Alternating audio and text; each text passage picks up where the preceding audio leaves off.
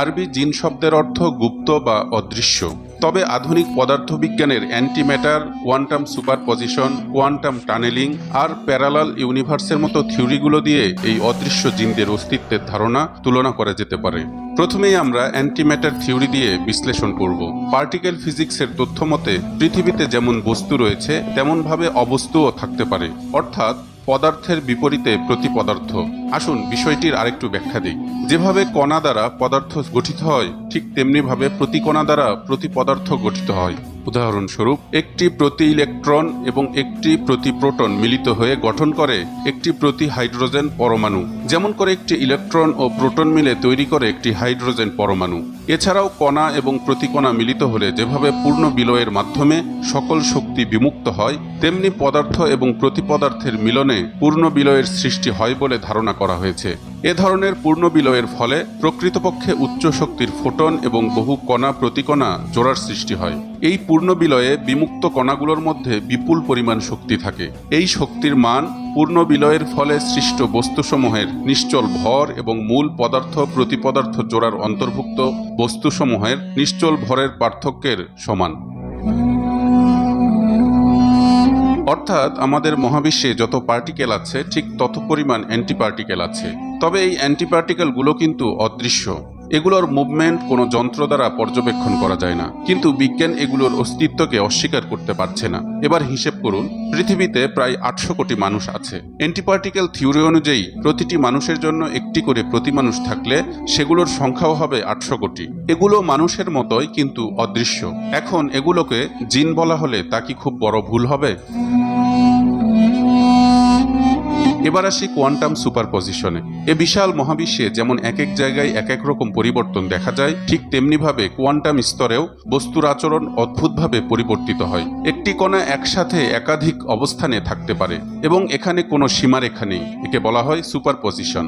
এছাড়াও quantum tunnelling তত্ত্বের মাধ্যমে বিজ্ঞানীরা বুঝতে পেরেছেন কণাগুলি যে কোনো প্রতিবন্ধকতা অতিক্রম করতে সক্ষম। এর মানে হলো কোনো কিছু দেখতে অদৃশ্য বা আমাদের চোখে ধরা না পড়লেও তার অস্তিত্ব ঠিকই রয়েছে। তাই তো মহান আল্লাহ বলেন, ইন্নাল্লাহা সামিউন আলীম। নিঃসন্দেহে আল্লাহ শ্রবণকারী এবং সকল বিষয়ে জানেন, যা তোমরা জানো না। কোরআনের এই আয়াত যেন কোয়ান্টাম তত্ত্বের এক অদৃশ্য বিশ্ব বা প্যারালাল রিয়েলিটির বাস্তব প্রতিফলন। এখান থেকে আমরা বুঝতে পারি মানুষের পাশাপাশি জিনজাতীয় সহাবস্থান করতে পারে এবং তারা বিভিন্ন ধরনের প্রতিবন্ধকতা অতিক্রম করতে সক্ষম।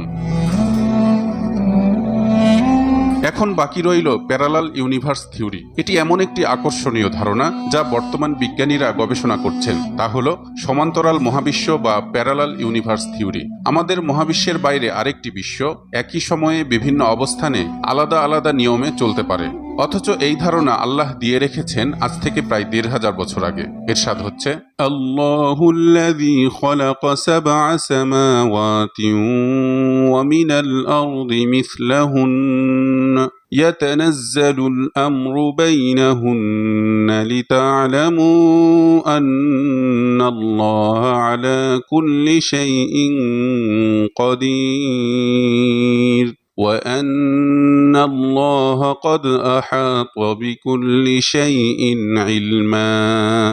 আল্লাহ 7 আসমান এবং অনুরূপভাবে 7 জমিন সৃষ্টি করেছেন।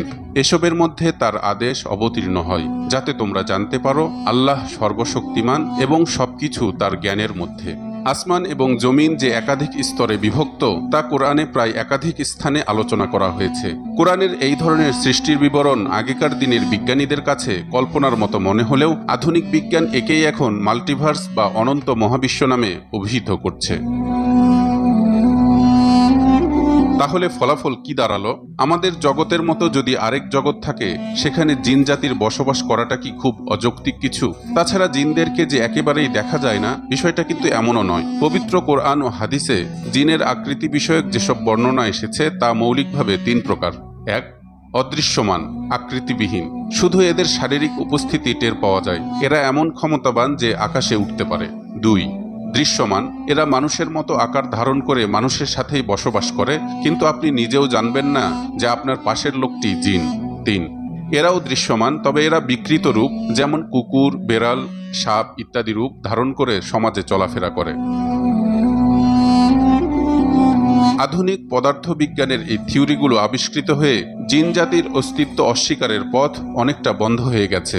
এমনকি অস্বীকার করার মতো কোনো প্রতিষ্ঠিত যুক্তি আগেও ছিল না। বরং পদার্থবিজ্ঞান সম্পর্কে মানুষের জ্ঞান যত বৃদ্ধি পাচ্ছে, জিনের অস্তিত্বের পক্ষে যুক্তি ততই প্রগাঢ় হচ্ছে। যদিও বিজ্ঞানীরা এর নাম দিয়েছে এলিয়েন, তবে দর্শক, এই এলিয়েন নিয়েও ইসলামের ব্যাখ্যা আছে। তবে আজ আর নয়, অন্যদিন। সে পর্যন্ত আমাদের সাথেই থাকুন।